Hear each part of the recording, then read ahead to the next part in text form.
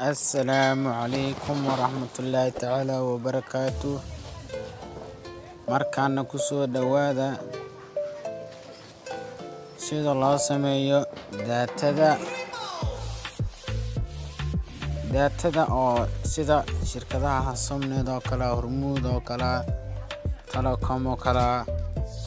hadii wixii lamid ah marka koowaad waxaan soo furanaynaa settingka markaa soo furano waxaan ka tageynaa meesha ay ku qoran tahay contractions meesha ku qoran tahay ku dhufanaysaa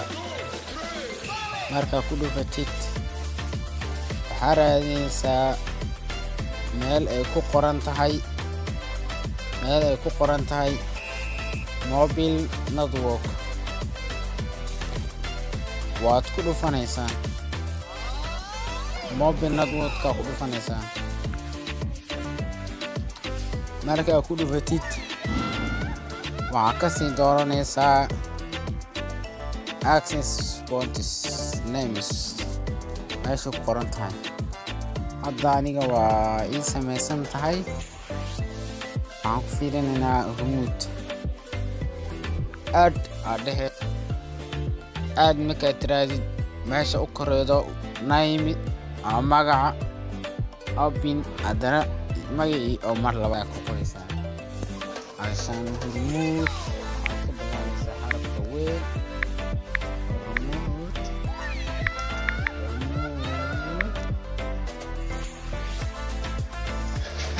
Hormuud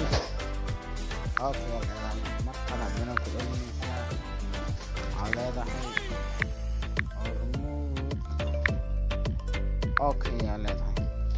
kabacdina waxaa leedahay save marka intaas ku soo baxdo oo meel ku shaqeeyo aragtid daatada waad ku dhaqaysaa waa furaynaa inkastoo aan Hormuud ka u fiirnaa inuu soo qabo lakaas oo ujeediin aan filaa inuu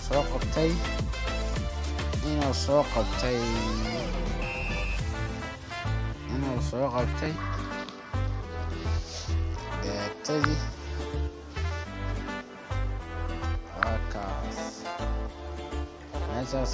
meeshaas hore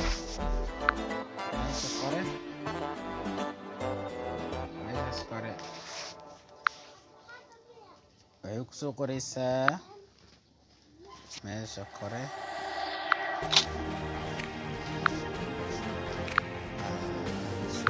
wax yar dib celi akaas meesha u koreedo meeshaas u koreedo ayay ku soo qoraysaa waa sidii oo daatada camal markii ahayd waa leesoo kalaa meesha camal ayay soo qoraysaa asxaabtana waa cusub soo dhawaada in leenahay kanaalka subscribe hala saaro waxaa si toos nooga bilaabanaya casharadii aan nooga barateen asxaabta kanaalka MK Studio subscribe hala saaro like share lana wadaag asxaabtaada kale